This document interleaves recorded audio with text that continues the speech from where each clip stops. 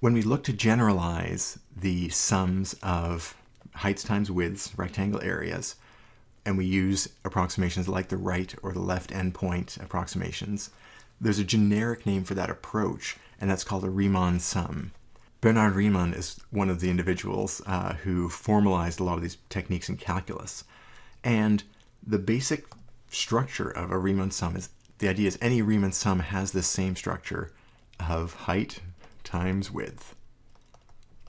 Anytime you see that construction, then whether it's written as a summation notation here or as a series of terms individually listed out, that has the same goal of approximating an area under a graph.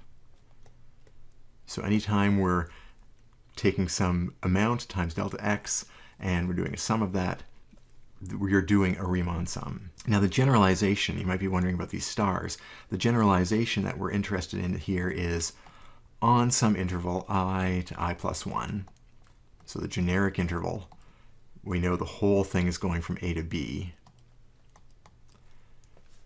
When we looked at the left rule, we used the left-hand endpoint. When we use the right rule up here, we use the right-hand endpoint as an input to the function. But there's no reason why we have to use either one of those. In fact, there's a lot to recommend a middle point as a nice splitting the difference between those two extremes.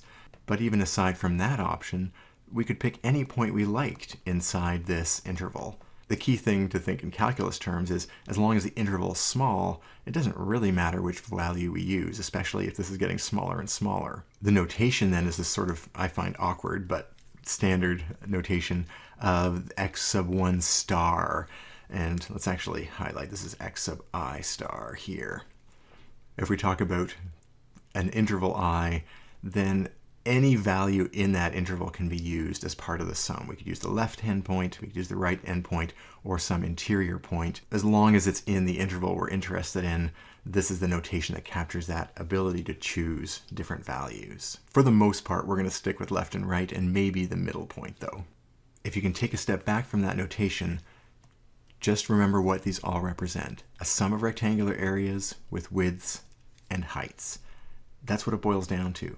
So as long as you see that pattern and you see how it ties into the area calculations, you're getting what you need to out of this stage of the material.